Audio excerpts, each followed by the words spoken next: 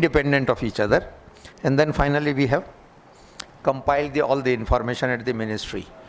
And we have estimated based upon that a lot of estimations, extrapolations, depending upon the areas, we have done it. And it's estimated that the overall market which is available for organic products in India is about 11,400 crore to 500 crore. Out of this, export is the largest share. 7,050 crore is only in the exports. Remaining is the domestic market. But most interesting part is both the sectors are growing very fast. You can see CAGR, growth rate in the exports, 23.35%. See the CAGR growth rate into the domestic market, 20 to 28%, varying in different years. And this 28% has come up only during the COVID years, because the COVID has underlined the need for safe, chemical-free, pesticide-free food. And that's why there was a demand.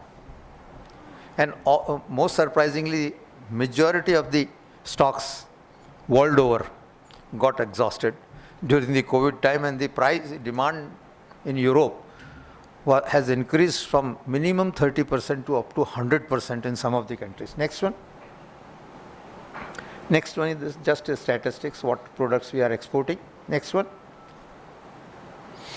This slide I just wanted to show, if you are enterprising and intending to come into the field of organic, to ensure that our farmer gets good return for their efforts, we need good domestic market, but we also need good export demands, so that the cumulative realizations are good and farmer can get the good return for their produce. Now what is happening worldwide, if you see, what are the products which are in demand? Fresh fruits and vegetables. They account for almost 40% in our country also. Dairy products, 20%.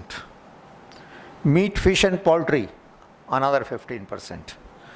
All grains, ingredients, everything 15%, and processed and frozen 10%. Now what is happening? India being a traditional commodity dealer, we export only the commodities, raw product, like basmati rice, grains, frozen meat, like that. In organic, same what we are doing in conventional part, very small part as processed, majority part as a raw commodities. So in world trade, we just compete in that other 15% sector.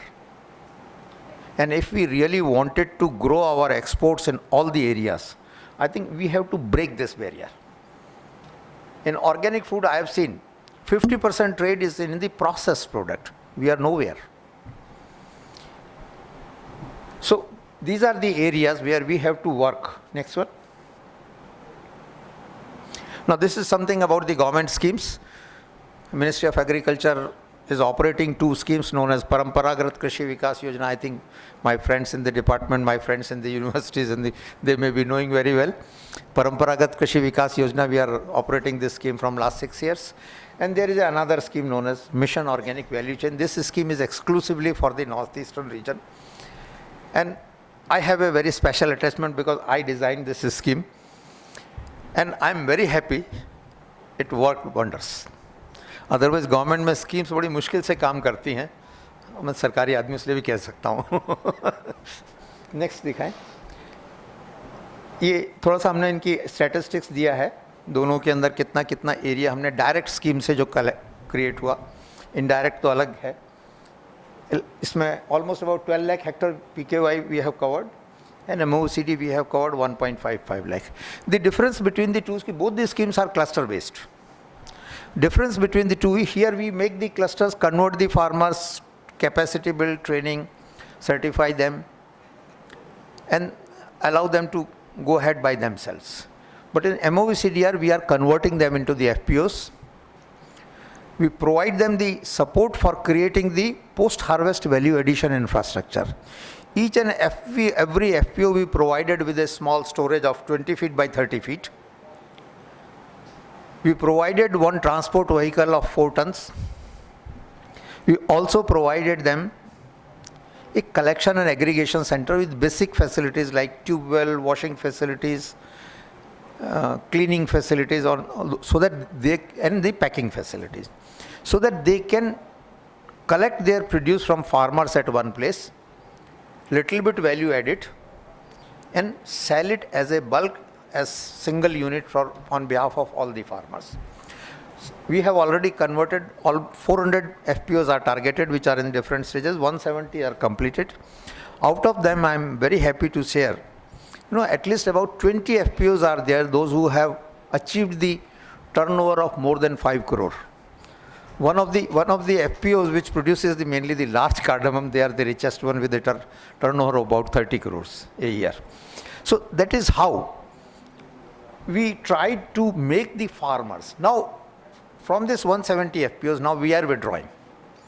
Government support, government handholding is withdrawing.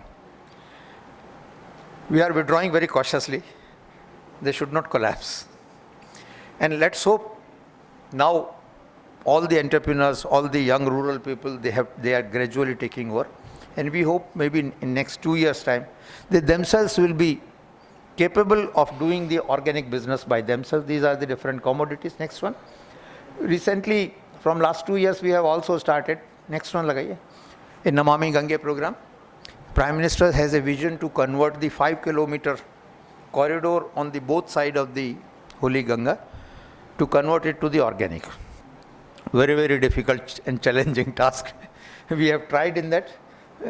We have still working on the 1.23 lakh hectare area spread over Uttarakhand, Uttar Pradesh, and little bit in Jharkhand.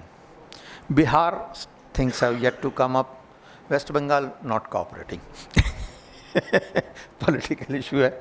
We have also launched another scheme known as Bharatiya Prakratik Krishi Paddhati. As you know, Honorable Prime Minister has said about it.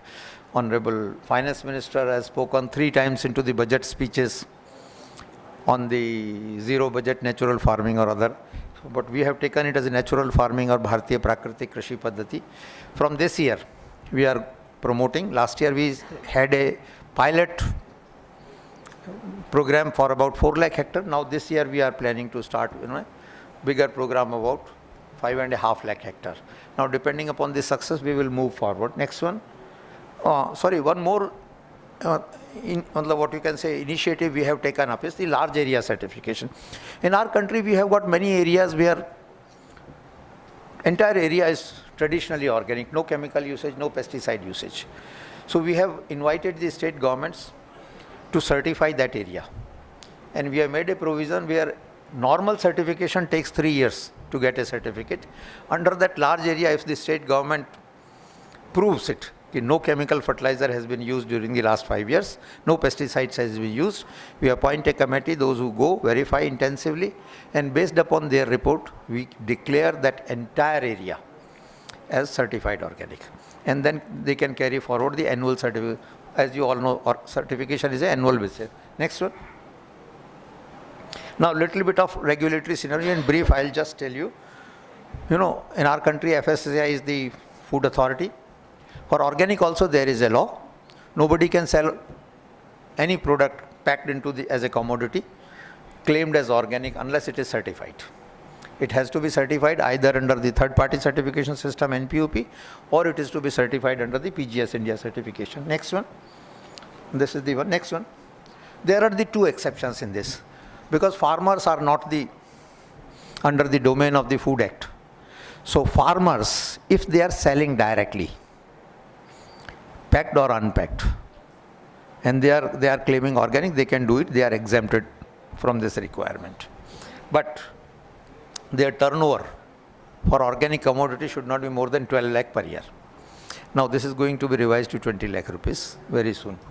And to help the farmers also, there is one exception for the traders. If they collect the organic produce from the farmers, they do not process it, simply take it and pack it, then they are also exempted from the requirement of the food law for a limited period of time. After that, they will all not be exempted. Next time. Now, these are about the two certification systems. I think many of you may be knowing those who are. We have got two certification systems. One is third-party certificate, which is ISO system based, internationally recognized. This is applicable for export and domestic market. It is operated by the APIDA. I have been associated with this program and since its beginning, as a member of the committee, member of the National Accreditation Body, member of the National Steering Committee. Even I was also within the committee who has actually defined the standards, procedures and all those things. And PGS India is my baby. Actually, I dreamt of an alternative certification system. We discussed a lot about the internationally with IFOM. IFOM also developed, and we have taken the cue from that international certificate, designed, indigenized it, and we have launched a PGS India program. Now, over a period of last 6 years, this program has also taken off very well, and I was very happy to see that many of your millet products placed here on the shelves were PGS certified. Next one. Next one, this all know. Yes, next one. Now, about the little bit about the natural farming, because Honorable Prime Minister is taking very keen initiative that we bring natural farming, which is very close to our heart and close to our tradition and culture, should also be promoted. So here we have kept it. We will be launching a program from this year for promotion of natural farming, where initially we will start only with the capacity building. We will select some villages where we will put up the team. They will undergo